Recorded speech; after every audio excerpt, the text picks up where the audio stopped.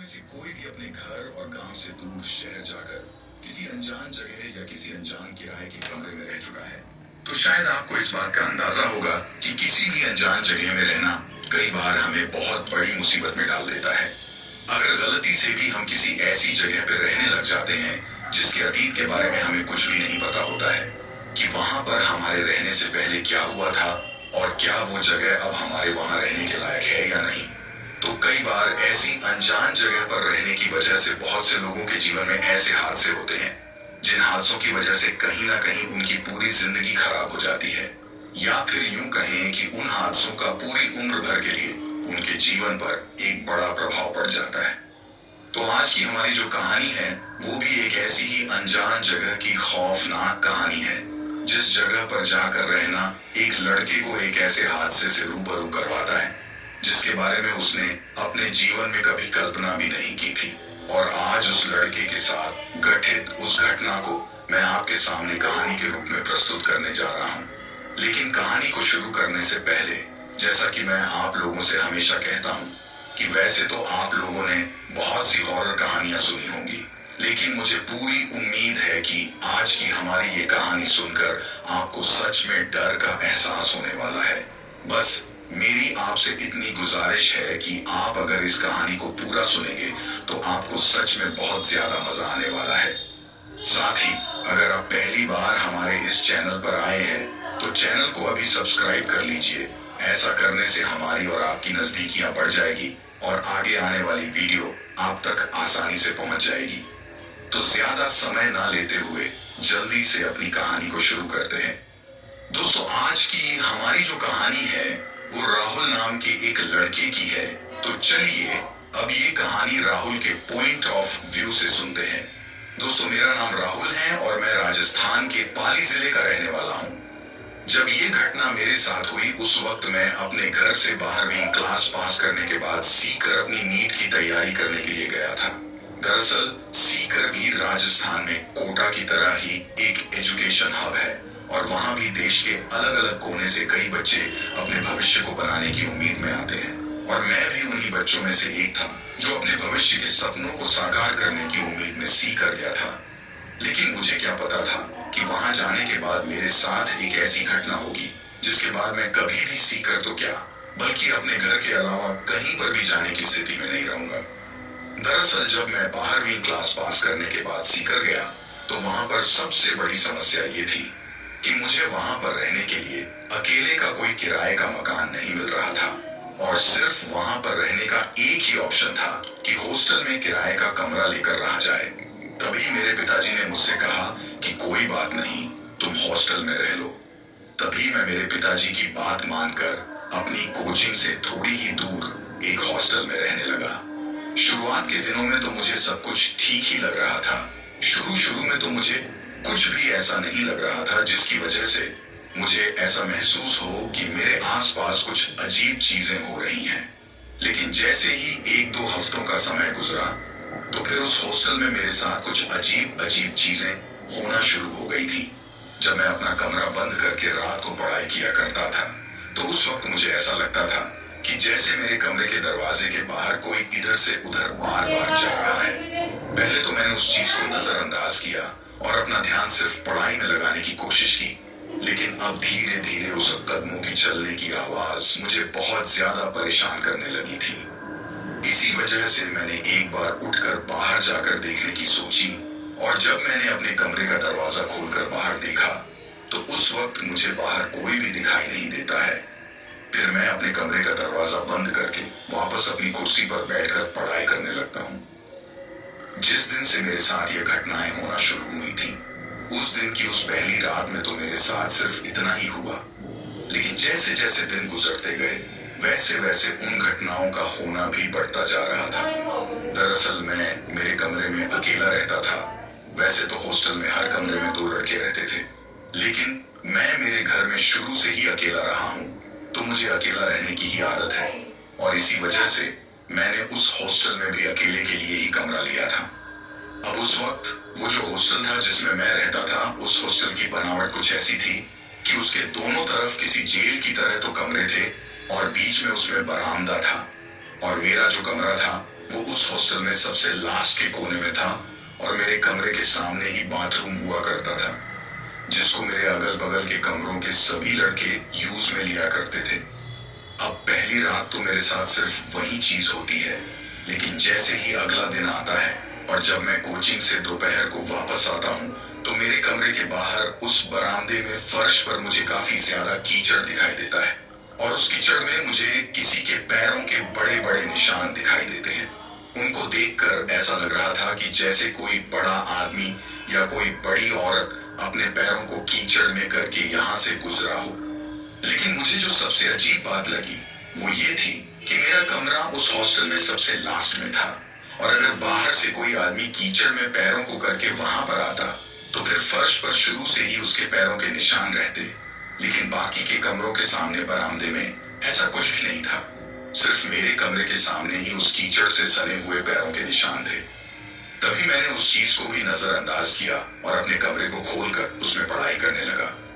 अब जिस वक्त मैं पढ़ाई कर रहा था उस वक्त मेरे कमरे का दरवाजा बंद था। अक्सर मैं जब कमरे में होता था तो अपने कमरे के दरवाजे को हमेशा बंद ही रखता था। अब शाम का खाना खाने के बाद जैसे ही रात होती है तो मैं फिर से पढ़ने के लिए बैठ जाता हूँ। अब उस रात भी वही पैरों की आवाज फिर से मुझे सुनाई देती है। उस वक्त तो मैंने ये सोच लिया कि शायद हॉस्टल के लड़के ही वॉशरूम करके जा रहे होंगे, लेकिन वो कदमों की आवाज बार बार लगातार आ रही थी और जब मैंने उन कदमों की आवाज को गौर से सुना तो उस आवाज को सुनकर मैंने महसूस किया कि वो आवाज सिर्फ मेरे कमरे के बाहर से ही आ रही थी, जैसे कोई सिर्फ मेरे कमरे के बाहर ही चल रहा हो। उस वक्त जब मैंने घड़ी में टाइम देखा तो लगभग रात के 12:30 बज रहे थे और पूरे हॉस्टल में बिल्कुल सन्नाटा पसरा हुआ था। अब मुझे मेरे कानों में सिर्फ उन कदमों की आवाज ही सुनाई दे रही थी। तभी मैंने सोचा कि इतनी रात को मेरे कमरे के बाहर बार बार कौन चक्कर काट रहा है और इस बार मैंने तय किया कि मैं आराम से कमरे का दरवाजा खोलकर नहीं देखूंगा, बल्कि मैं झट से कमरे का दरवाजा खोलकर देखूंगा कि आखिर मेरे को लगता है कि हॉस्टल का ही कोई लड़का मुझे डराने के लिए मेरे साथ शरारत कर रहा हो। तभी मैं दबे कदमों से अपने बिस्तर के ऊपर से उठा और मेरे कमरे के दरवाजे के पास जाकर खड़ा हो गया और जैसे ही उन कदमों की आवाज मुझे बिल्कुल मेरे कमरे के दरवाजे के सामने सुनाई देती है तो मैं अचानक से मेरे कमरे का दरवाजा खोल देता हूँ और दरवाजा खोलने के बाद मुझे जो मेरे सामने दिखाई देता है उसे देखकर मेरी तो हालत ही खराब हो जाती है। मुझे समझ ही नहीं आता है कि यह मैंने क्या देख लिया और अब मैं डर के 7वें आसमान पर था, लेकिन मैं चाहता था कि मैं मेरे कमरे के दरवाजे को बंद करके उस चीज को ना देखूं।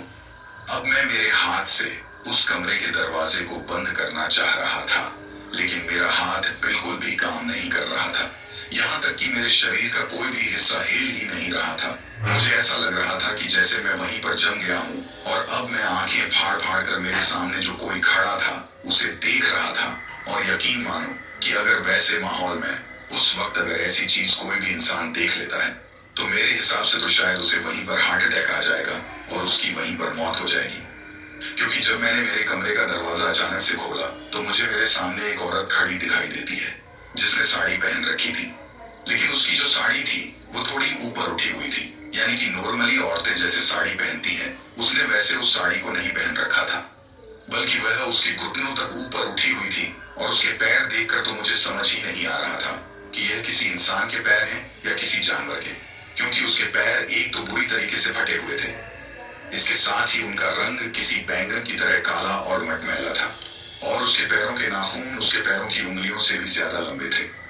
जब मैंने अपनी नजरों को ऊपर उसके चेहरे की तरफ किया तो उसका चेहरा तो इतना ज्यादा डरावना था कि उसके चेहरे को देखते ही एक पल के लिए तो किसी भी इंसान की उल्टी हो जाए, क्योंकि उसका चेहरा एक तरफ से बिल्कुल पूरी तरीके से फूटा हुआ था, जैसे किसी ने किसी भारी चीज से उसे कुचल दिया हो, और इसके साथ ही उसके मुंह के दांत जबड़े से बहुत ही ज्यादा बाहर निकले हुए थे और उसके सिर के बाल एक दूसरे में बहुत ही ज्यादा उलझे हुए थे।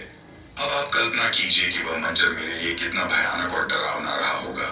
उसके बाद वह औरत मुझसे कहती है कि तुम ही लोगों ने मारा था ना मुझे, आज मैं तुम लोगों से अपनी मौत का बदला लेकर रहूंगी। तुम लोगों ने मुझे मारते वक्त बिल्कुल भी नहीं सोचा कि मेरे पीछे मेरे छोटे छोटे बच्चे भी हैं, उनको कौन संभालेगा। तुम लोगों ने मेरे साथ साथ मेरे पूरे परिवार की भी जिंदगी को बर्बाद कर दिया और अब मैं तुम लोगों को बर्बाद करने के लिए ही वापस आई हूँ और मैं तुमसे अपनी मौत का बदला बिल्कुल उसी तरह लूंगी जिस तरीके से तुम लोगों ने मुझे मारा था। जब वह औरत मुझे यह बात बोल रही थी तो बोलते वक्त उसके होठों के मांस के चीथड़े नीचे फर्श पर गिरते जा रहे थे और उसके मुंह से खून निकल रहा था।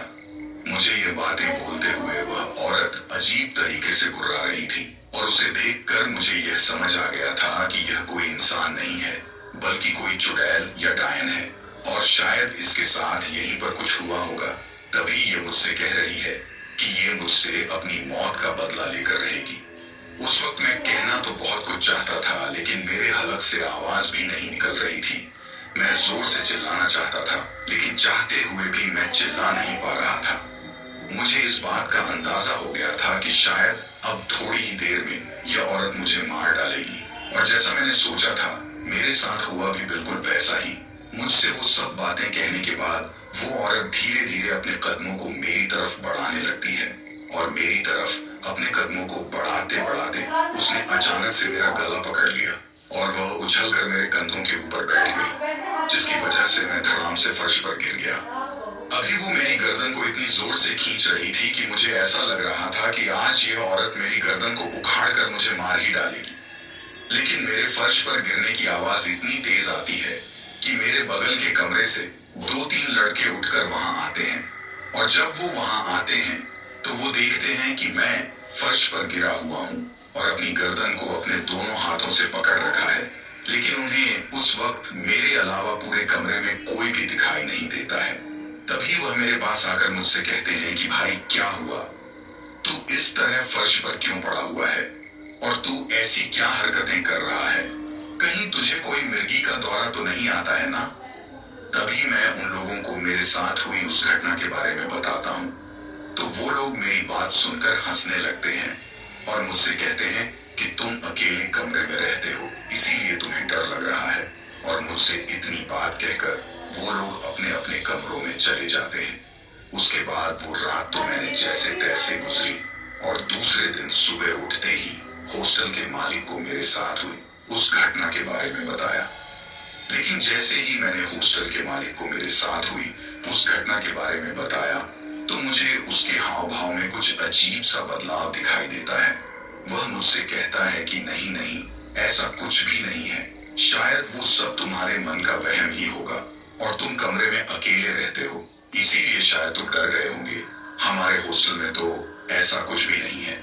जब वह हॉस्टल का मालिक मुझे यह सब कह रहा था तो मुझे उसके हाव भाव को देखकर ही समझ में आ गया था कि यह आदमी मुझसे कुछ न कुछ छुपा रहा है और यह झूठ बोल रहा है, क्योंकि जब वह मुझसे ऐसे कह रहा था कि ऐसा कुछ भी नहीं है और यह सब तुम्हारे मन का वहम है तो मुझे यह बात कहते हुए वह बहुत ही ज्यादा हड़बड़ा रहा था।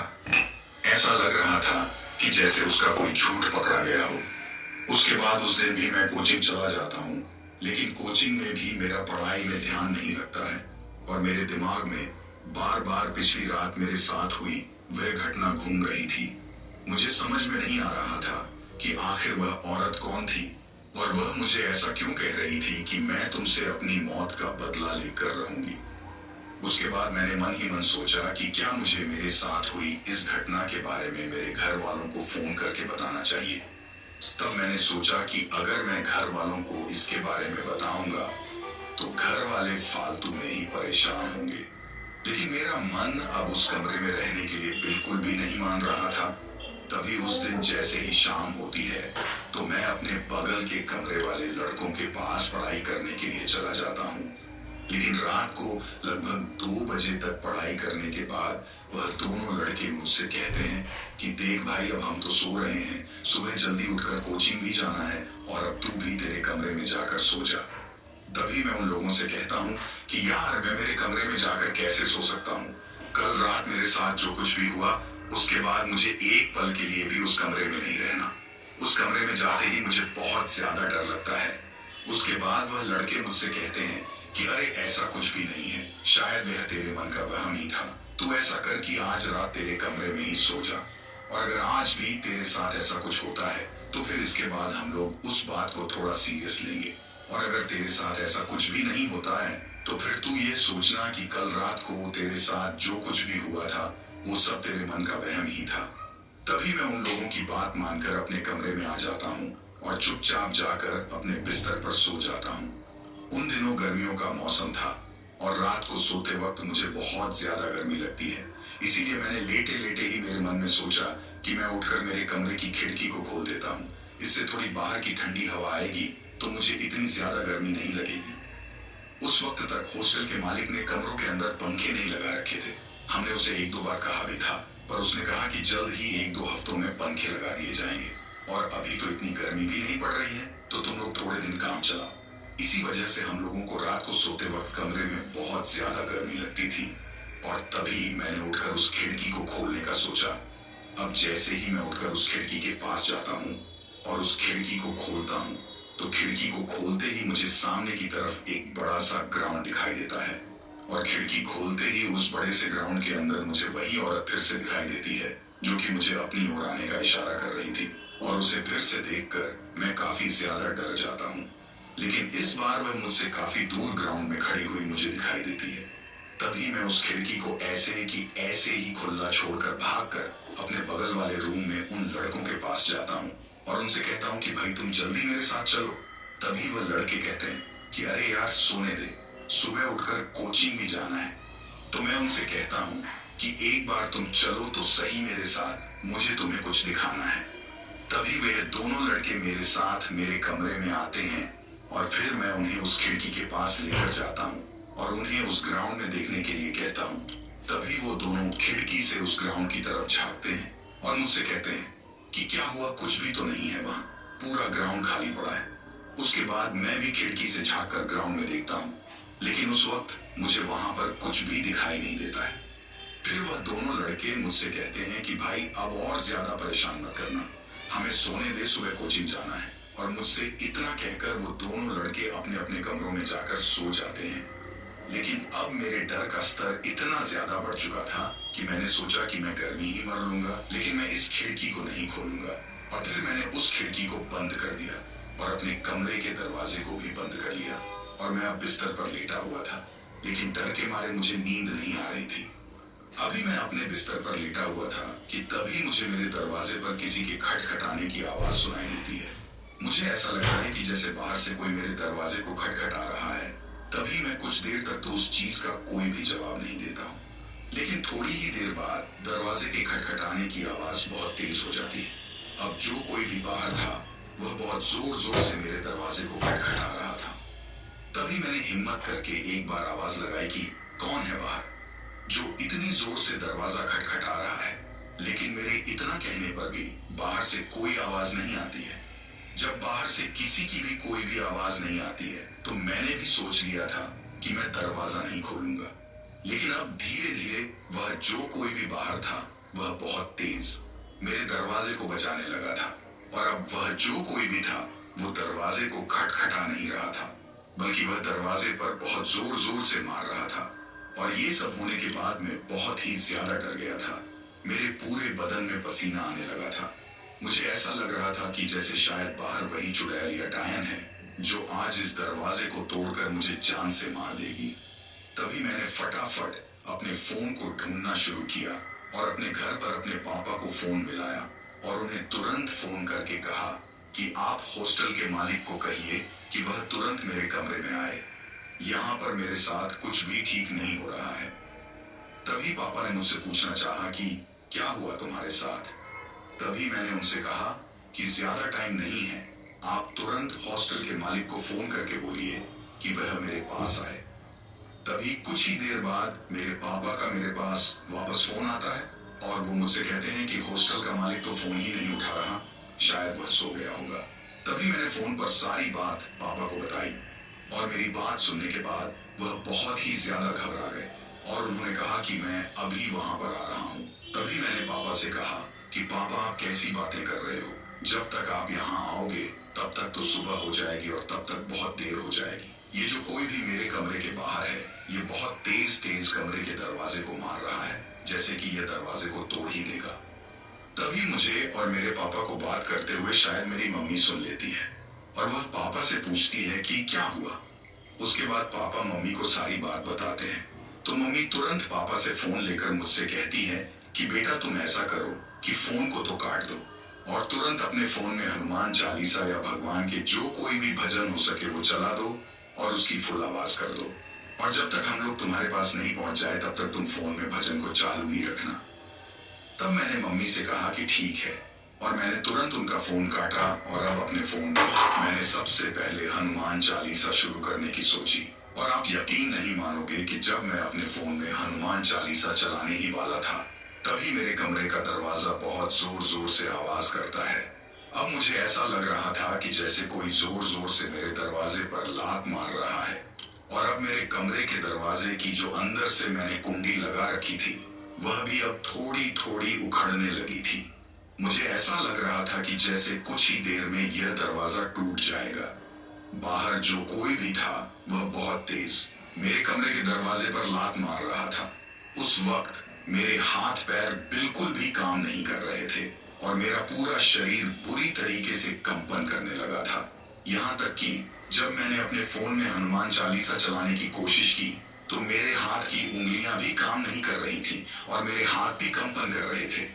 तभी मैंने सोचा कि मैं फोन में हनुमान चालीसा तो बाद में चलाऊंगा, पहले अपने इस दरवाजे के पीछे कुछ लगा देता हूँ, वरना यह दरवाजा तो अभी टूट ही जाएगा। तभी मैंने फटाक से अपने कमरे में जो बेड था उसको खिसकाया और उसे दरवाजे के पीछे सट कर लगा दिया, जिसकी वजह से वह दरवाजा आप थोड़ा पीछे की तरफ नहीं हो रहा था, वरना जो कोई भी उसे लात मार रहा था वह इतनी जोर से मार रहा था कि वो दरवाजा बार बार अंदर की तरफ आ रहा था और उसकी कुंडी पूरी तरीके से उखड़ चुकी थी, जो कि कुछ ही देर में टूटने वाली थी। अब जैसे ही मैंने बेड को उस दरवाजे के पास सटाकर लगाया तो बाहर से उस दरवाजे को खड़खड़ाते हुए मुझे उसी औरत की आवाज सुनाई देती है। वह बाहर से बोल रही थी कि दरवाजे को खोल, आज मैं तुझे नहीं छोड़ूंगी। अगर तू वैसे दरवाजा नहीं खोलेगा तो मैं दरवाजा तोड़कर अंदर आ जाऊंगी। तुझे क्या लगता है कि दरवाजा बंद करके तू बच जाएगा?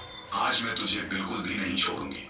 अब वह गुर्राती हुई आवाज में बहुत ही जोर से चिल्ला रही थी और अब उसकी आवाज सुनकर तो मैंने सोच लिया था कि आज मैं जिंदा नहीं बचूंगा।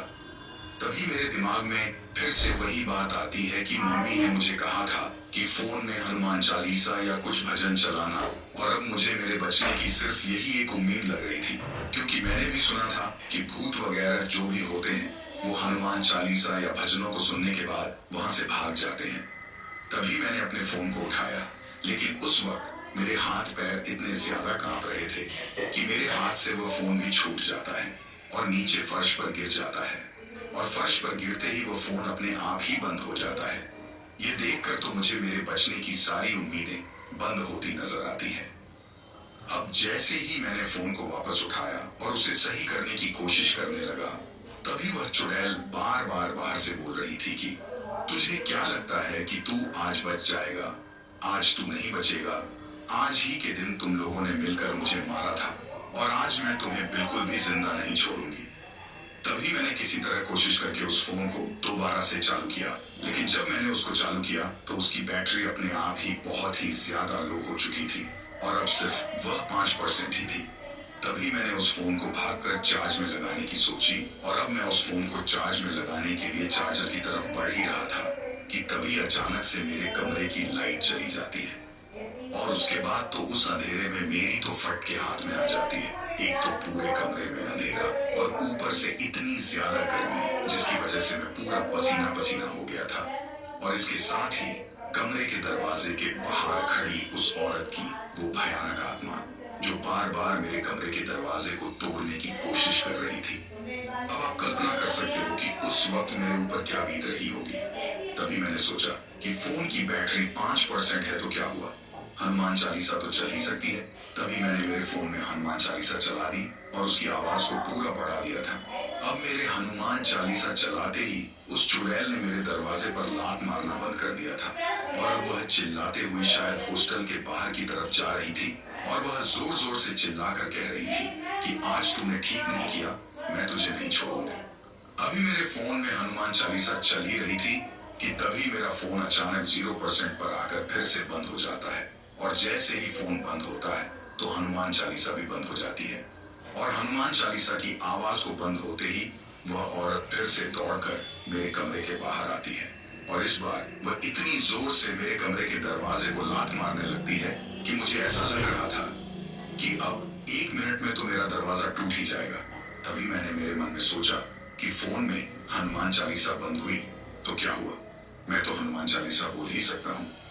उसके बाद मैंने थोड़ी हिम्मत करके उस चुड़ैल का सामना करने की सोची और मैं जोर जोर से मेरे कमरे में हनुमान चालीसा बोलने लगा। जैसी भी मुझे टूटी फूटी हनुमान चालीसा आती थी, मैं जोर जोर से उस कमरे में बोलने लगा। मैं अब हनुमान चालीसा को इतनी जोर से बोल रहा था कि मेरी आवाज उस चुड़ैल के कानों में भी पड़ रही थी। और जैसे जैसे मैं हनुमान चालीसा बोल रहा था, वैसे वैसे ही वह चुड़ैल एक अजीब तरीके से कुर्राते हुए चिल्ला रही थी। और अब मैं हनुमान चालीसा बोलते हुए बार बार मेरे फोन को चालू करने की कोशिश कर रहा था। तभी अचानक मेरे फोन में उजाला होता है और मेरा फोन फिर से चालू हो जाता है। और इस बार मैं देखकर चौंक जाता हूँ कि मेरे फोन की जो बैटरी थी वह अपने आप ही पूरी 100% चार्ज दिखाई देती है।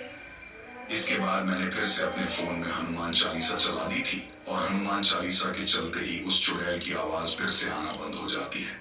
अभी ये सब चल ही रहा था, तभी मैं मेरे दिमाग में सोचता हूँ कि यहाँ मेरे दरवाजे पर यह चुड़ैल इतनी जोर से लात मार रही है, तो बगल के कमरे वाले लड़के उठकर क्यों नहीं आ रहे, या फिर इतनी जोर की आवाज सुनकर हॉस्टल से भी कोई क्यों नहीं आ रहा। तभी उस रात को तो मैंने जैसे तैसे गुजारा और सुबह शायद लगभग 5 बजे ही थे, तभी मेरे कमरे के दरवाजे पर फिर से मुझे दस्तक सुनाई देती है और मुझे लगता है कि वह चुड़ैल फिर से आ गई है। लेकिन इस बार मुझे मेरे कमरे के बाहर से चुड़ैल की आवाज नहीं बल्कि मेरे मम्मी पापा की आवाज सुनाई देती है।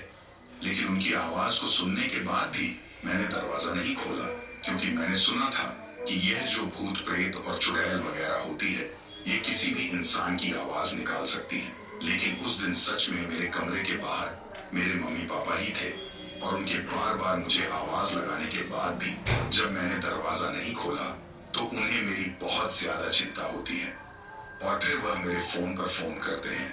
और जब मैंने उनका फोन उठाया तो वो मुझे कहते हैं कि हम लोग तेरे कमरे के बाहर हैं, तू दरवाजा क्यों नहीं खोल रहा। तो मैंने कहा कि मैं कैसे मान लूं कि आप मेरे कमरे के बाहर हो। तो फिर उन्होंने मुझे वीडियो कॉल किया और मुझे दिखाया कि देख, हम लोग तेरे कमरे के बाहर ही खड़े हैं।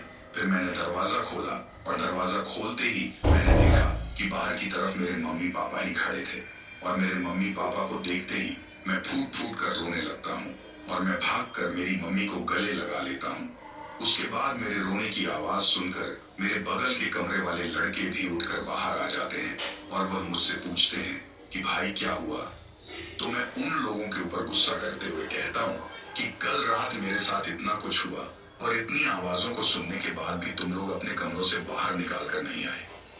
तो उन्होंने मुझसे कहा कि भाई हमें तो कुछ भी सुनाई नहीं दिया, हम तो चुपचाप शांति से सो रहे थे, हमारे कानों में तो किसी भी तरह की कोई आवाज सुनाई नहीं दी। तभी मैंने मेरे मम्मी पापा को फिर से उस पूरी रात मेरे साथ जो कुछ भी हुआ वो सारी बात बताई। तभी मेरे पापा को भी बहुत ज्यादा गुस्सा आया और उन्होंने हॉस्टल के मालिक को बुलाया और उस हॉस्टल के मालिक को अच्छी खासी खरी खोटी सुनाई। तभी मेरे मम्मी पापा मुझे चाय नाश्ता कराने के लिए हॉस्टल के बाहर की तरफ एक चाय की दुकान पर लेकर जाते हैं। और अब हम लोग चाय पीते पीते मेरे साथ जो वो घटना हुई उसके बारे में वहां पर बैठकर बातें कर रहे थे। तभी वह चाय की दुकान वाला हमसे कहता है कि क्या हुआ साहब, क्या बात है। तभी मेरे पापा उस चाय वाले को सारी बात बताते हैं कि हमारा लड़का इस तरह इस हॉस्टल में रहता है और उसके साथ ये घटना हुई। तभी उस चाय वाले ने हमको जो बात बताई उसको सुनने के बाद हमारे पैरों तले तो जमीन ही खिसक गई। दरअसल उस चाय वाले ने हमको बताया कि आज से कुछ साल पहले इस हॉस्टल में सफाई करने के लिए एक औरत आती थी और जिस कमरे में आज आपका लड़का रह रहा है उस वक्त उस कमरे में 2 लड़के रहते थे और उन दोनों लड़कों की किसी बात पर उस सफाई करने वाली औरत से बहसबाजी हो जाती है और उन लड़कों ने उस औरत से बदला लेने के लिए उस कमरे के सामने जो बाथरूम था उसमें तेल डाल दिया था। और जब वह औरत वहां सफाई करने के लिए आती है तो उसका पैर फिसल जाता है और वो सर के बल नीचे फर्श पर गिर जाती है और उसकी वहीं पर मौत हो जाती है। तभी से उस औरत की आत्मा उस हॉस्टल में भटकती है और उस कोने वाले कमरे में जो कोई भी रहने के लिए आता है तो उससे अपनी मौत का बदला लेने की सोचती है। उसको लगता है कि उस कमरे में जो कोई भी रह रहा है उसी ने उसे मारा था। ये सब बातें सुनने के बाद मेरे पापा का गुस्सा तो सातवें आसमान पर चढ़ गया था और वह उस हॉस्टल के मालिक के पास जाकर उसको अच्छी से सुनाते हैं और उसी वक्त हमने वह कमरा खाली कर दिया था। लेकिन मैंने उसी वक्त अपने घर वालों से कह दिया था कि मुझे सिर्फ घर पर रहकर ही पढ़ाई करनी है, मैं घर से बाहर नहीं रहना चाहता। और उसी दिन हम लोग सारा सामान लेकर घर पर आ गए थे। लेकिन घर आने के बाद भी मैं काफी दिनों तक बीमार पड़ गया था। तभी कुछ लोगों ने मम्मी पापा को बताया कि उस औरत की आत्मा ने अब तक भी मेरे ऊपर असर कर रखा है और फिर उसके बाद घर पर ही मेरा कई दिनों तक इलाज करवाया जाता है, जिसके बाद मैं थोड़ा ठीक होता हूँ। जब मैंने कुछ दिनों बाद उस हॉस्टल के लड़कों से फोन पर बात की तो उन्होंने मुझे बताया कि मेरे आने के बाद उनको भी उस हॉस्टल में बहुत ज्यादा डर लगता था और इसी वजह से धीरे धीरे सभी लड़कों ने उस हॉस्टल को खाली कर दिया था और अब तो शायद वो हॉस्टल बंद भी हो गया है। तो दोस्तों, ये थी हमारी आज की कहानी।